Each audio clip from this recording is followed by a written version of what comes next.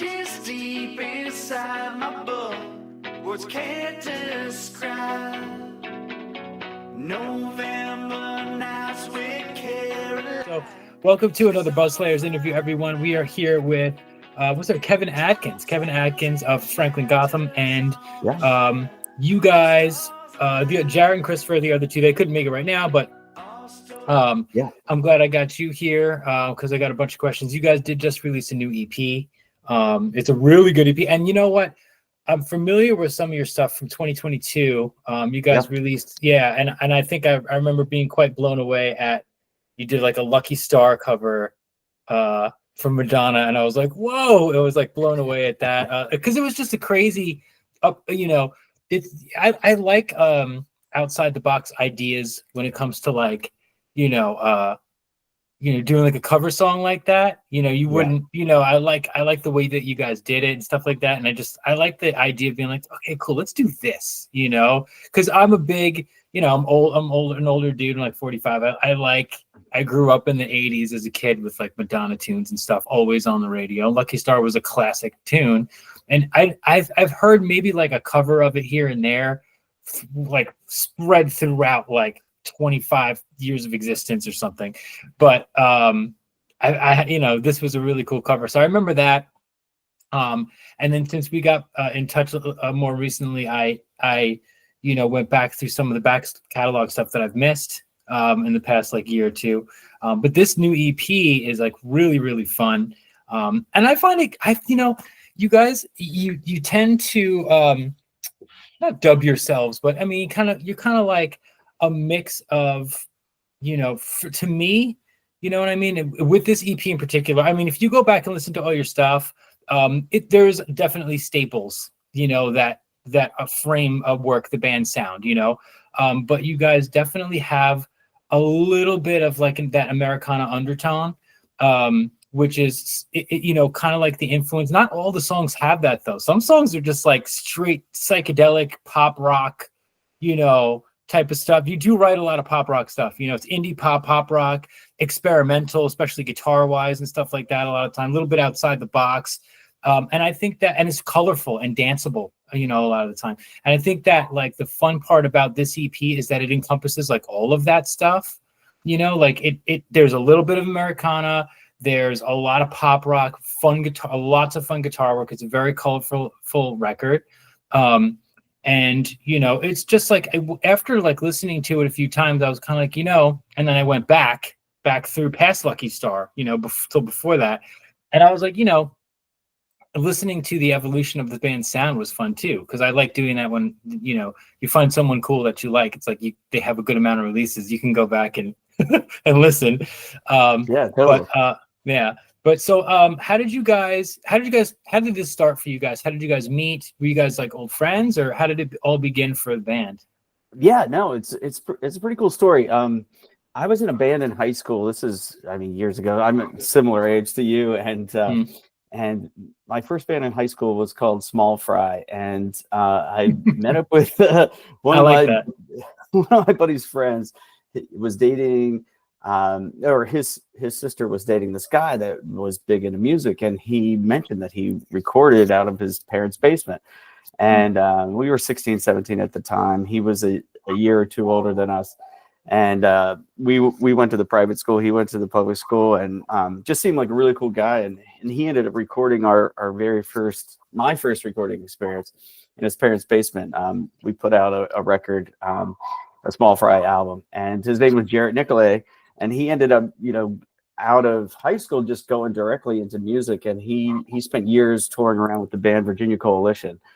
And I moved up after college. I went to Mary Washington College, ended up in Hoboken, New Jersey, and reconnected with one of the guys in the high school band. His name was George, and he was living in Weehawken, New Jersey. And we were like, let's do the band thing again. And we started an Irish rock band called Ice Wagon Flu. There was a little poster. There it is. Yeah. And we met other guys from Hoboken, and we met this very talented drummer, Christopher Spike.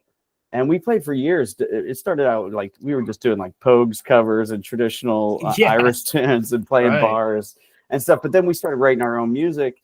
and we ended up putting out a bunch of records, and we went from playing Hoboken pubs to playing in New York City. We had to stand a gig at Rocky Sullivan's. One of the guys from Black 47 got us in there, and then we started the Irish Rock Fest at Connolly's with some of the other guys like the Ruffians and big New York bands, the Prodigals and all that. And so we ended up playing like Irish rock festivals, like we'd tour around, we'd play like the Chicago Irish Fest and Annapolis Irish Festival and things like that. And we played the Shamrock Fest down here in this area in DC. Damn. And it was just a great experience. But then everybody kind of moved out of the Hoboken area, and I moved back down to the DC Alexandria area.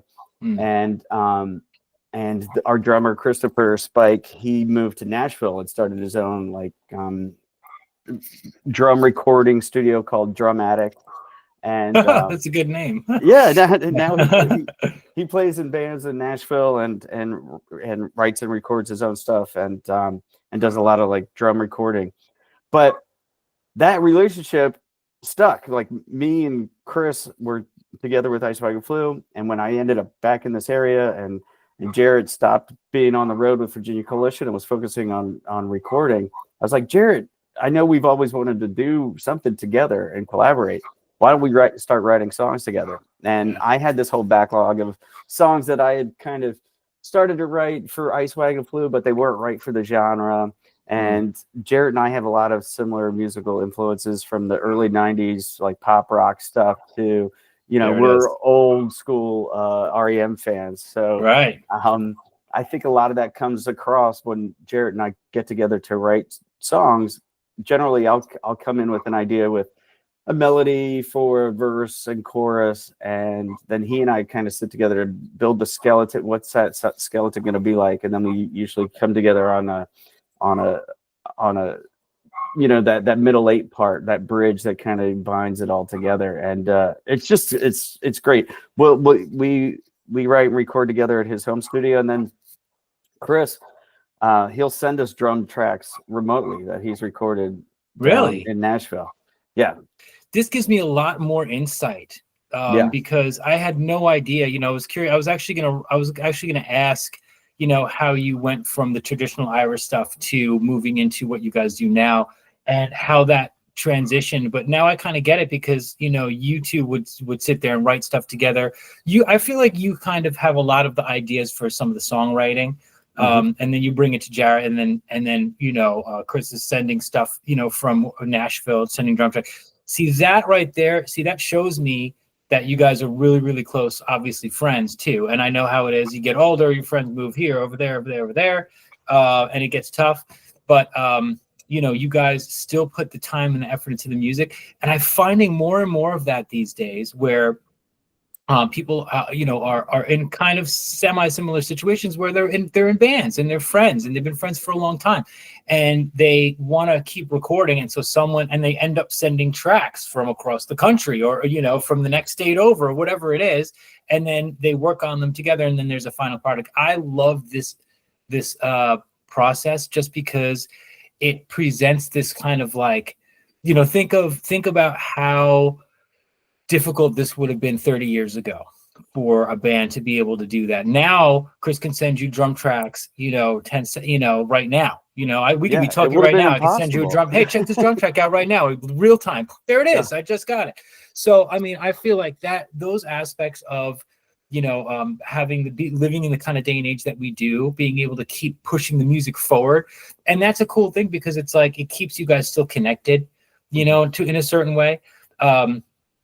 So for people that are just tuning in now in the interview, this is the band. This is the kind of this is at your house, that's your place, right? This room that you're in right now. Yep. Okay, so this is Kevin's this is like your zone where you like writes. Do you have like a little setup where you do scratch tracks and stuff in there? Yeah, so I've got a little M Audio keyboard, and then I have this old Casio. I'll put some ideas together on, and I just use, like, Jared's a master at Pro Tools. I am not. I'll go into GarageBand and record I've got this good Rhodes mic, and Yeah. just put the ideas down and do some MIDI keyboard that I can assign any musical sound to it, and then send over some ideas to Jarrett, and that kind of gets the ball rolling. And sometimes it even just comes out of like I'll be either commuting to work or like out with the dog, and I'll come up with an idea, and I'll just sing a voice memo into the phone, just so I don't forget it and I lose it, and then I just keep working on it and mulling around it in my head, and then when I feel like it's in a good enough place, I bring it to Jared and be like, okay, I think this could be something great if we could really. But you bring it home first, and you kind of scratch track it out on your MIDI stuff, and you go, here's the idea, here's the I see your it looks like an Epiphone back there. So I mean, it's like I dig the whole process of how you guys do your thing. I just feel like not letting anything really stop you from the creation process is a really important aspect, especially people that are kind of like close to our age, a little older, where we get lots of life getting in the way of being able to have our own time, be creative and things like that. It's really important. This is a new EP. Good Times, Bad Times is new, and it's very recent EP. How long? And it's a 5-track EP, and again, it's been to me after listening to a lot of your guys' releases, almost all of it. To me, this EP kind of runs the gambit of, you know what I mean, like all the stuff that you guys encompass. And honestly, I think that you've gotten more inventive guitar wise. I think it's more fun, more inventive, and more colorful guitar wise. You blend in a little edge in there, a little edginess when you want to. You can definitely hear. I'm going to ask about certain influences later, not right now, but I will. But I can definitely hear some of like the fun, kind of like maybe REM, maybe like the Toadies kind of influences. I can hear that 90s like random. I can't even like put my finger on it because it's a little bit. It's not really like the stuff you guys do, like it's really catchy. It can be on the radio, but it's not like cookie cutter type tunes. You know what I mean? Yeah. It's a little bit outside of that. You make it more fun and a little bit more not trippy, but a little bit more experimental when you want to. But a lot of times you could dance to them. You know what I mean? Especially on this record. So with these 5 songs, you did it that way. So let me ask you this, just out of curiosity. I won't take forever with the interview, I promise. No, but I got curious about things, So for a record like this EP, like do you just to get things straight, you kind of like, okay, I have this kind of idea, you work it out. Jarrett may like work a little bit more on that, and then you send that over to Chris as the idea, and then Chris, because he's got his own professional drum studio. Yeah.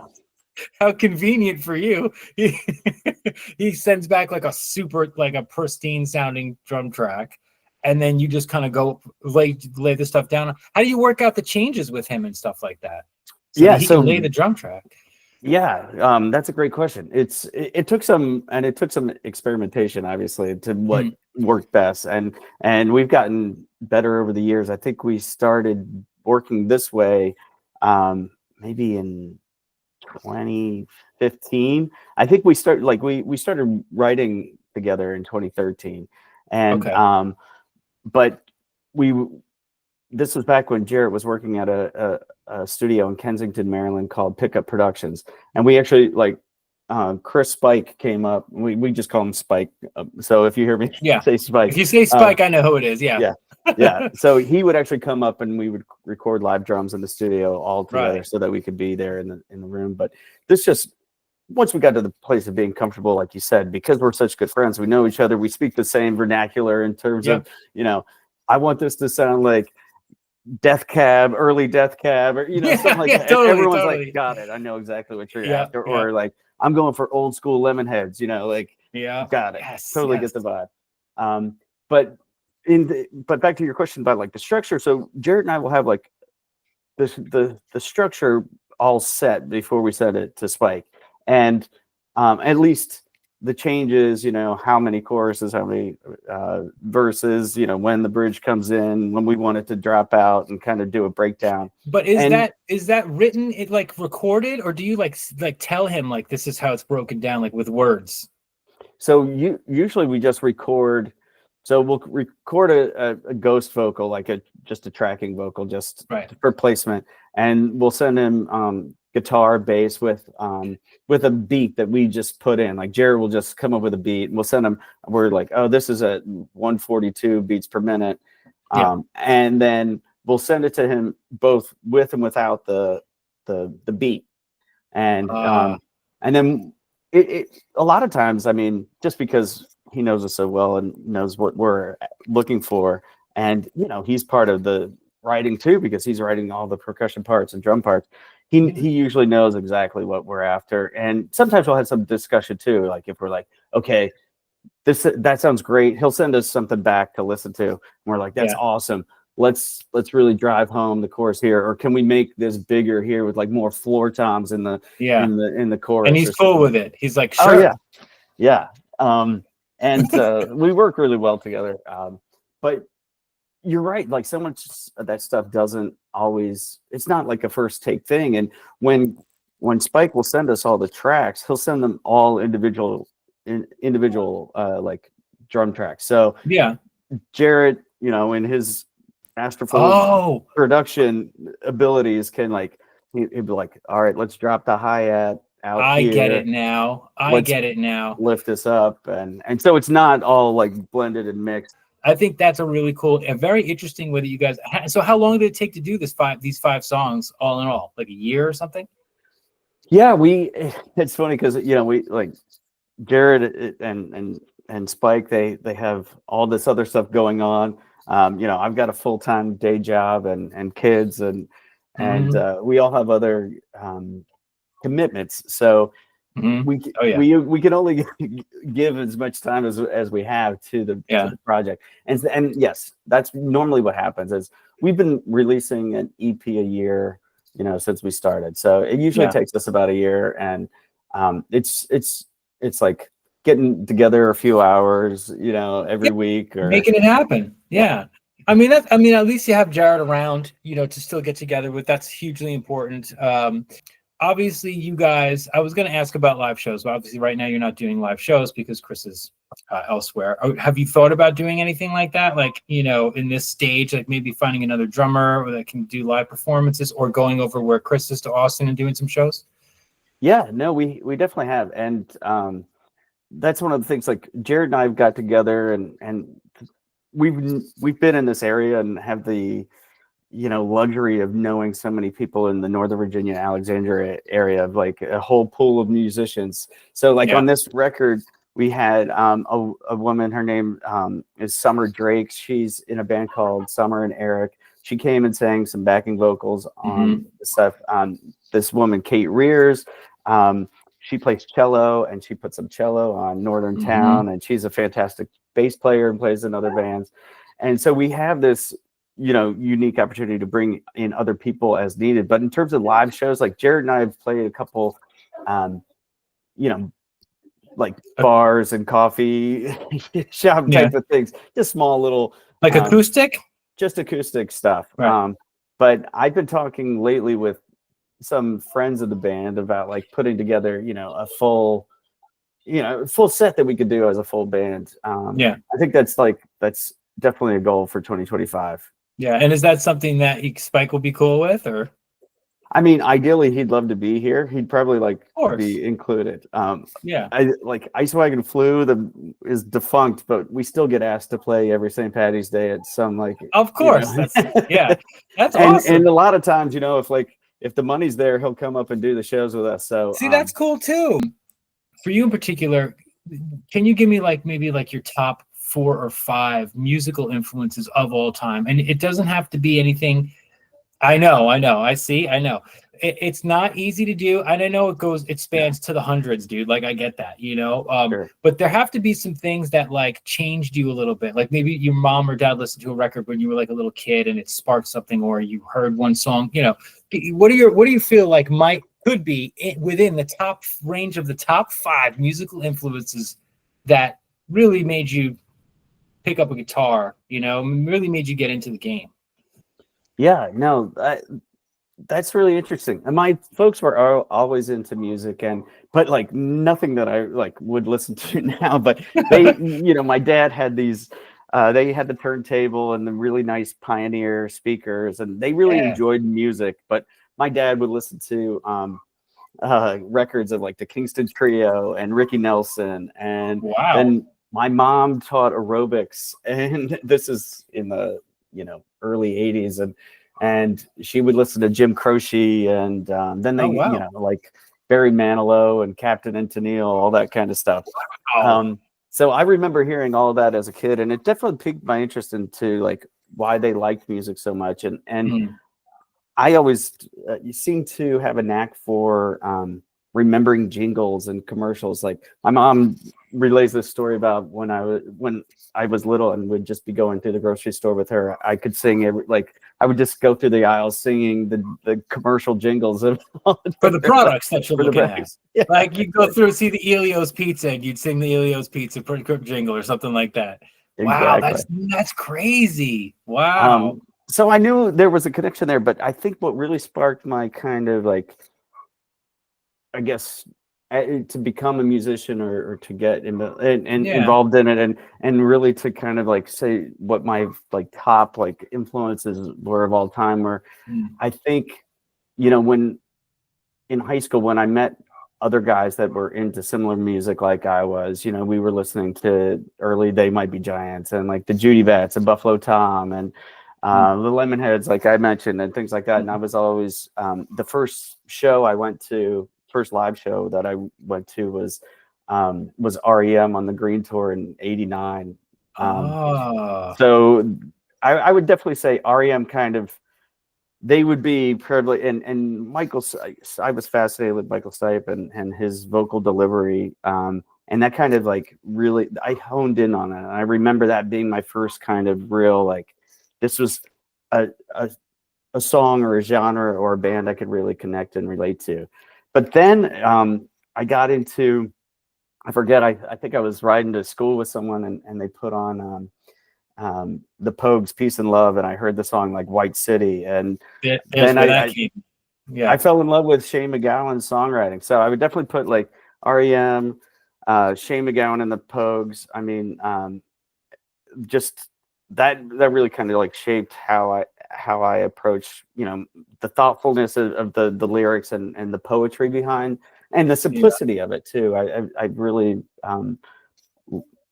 I guess that resonated with me, and it's something I've tried to emulate in my own songwriting. What about someone like Chris, or Spike or Jared? Do you have any idea who are their favorite stuff? Yeah, no, I know the three of us have always been very intrigued by the whole history of Paul Simon's career, like from early Simon and Garfunkel to Graceland was such a monumental turning point in music for so many and influential to so many other musicians.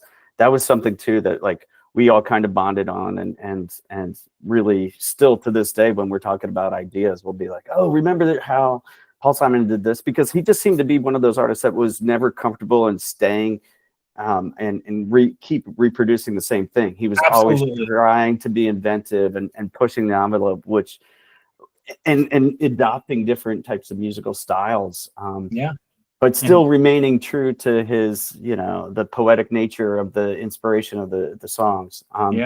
So we've always aligned on that. I know Spike and our favorites that we'd always listen to driving to gigs was like Peter Gabriel. He and I both like Peter Gabriel a lot. He and I both are big Bruce Hornsby fans. Jarrett and I, not only talk about REM, but Ben Gibbard and Death Cab and all the early '90s stuff that we both listened to. I'm definitely looking forward to whatever else you guys are coming out with next.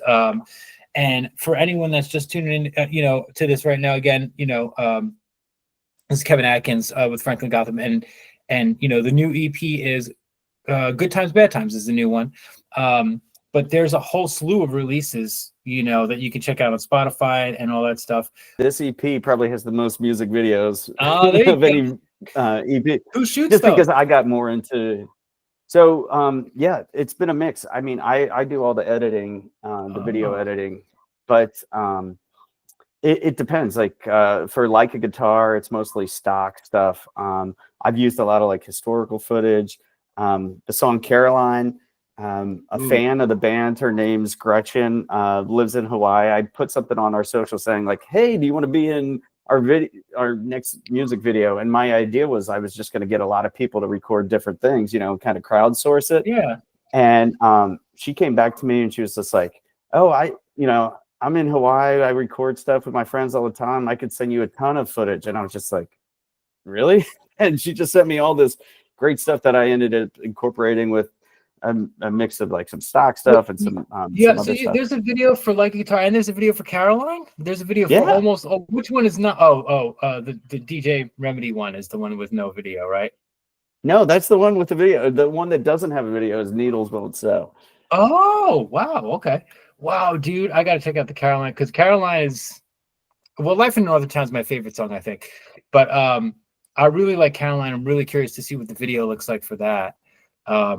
That's cool that you do the video editing too. You definitely put a lot of, yourself into doing these things, even if it's like stuff. It doesn't matter if it's stock footage. It takes time to do that kind of stuff, Yeah. And sometimes you have to be, even when it comes to videos, you got, sometimes you can be, as much of a perfectionist when it comes to editing the video as mixing a song, because it's part of the final thing. I was actually going to ask you about the DJ Remedy thing. How did that come about? That was a crazy, strange track to be at the end of the record. And I was just like, I meant to ask you that. I was like, what is this about? So how did that come into play? Yeah. Jarrett and I are both like, while we do the traditional music stuff, we also love the experimental and just fun and quirky and out of the normal mindset of, what's traditionally like music, but like found sounds and all that stuff.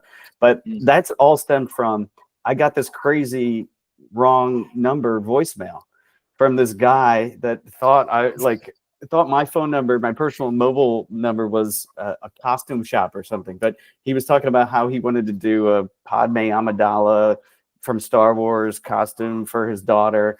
And I was just like, this is the most ridiculous, crazy voicemail I've ever received. And so Jared and I started messing around with it and just seeing if we could add some like beats and stuff to it and some some quirkiness and some found sounds and kind of break it up.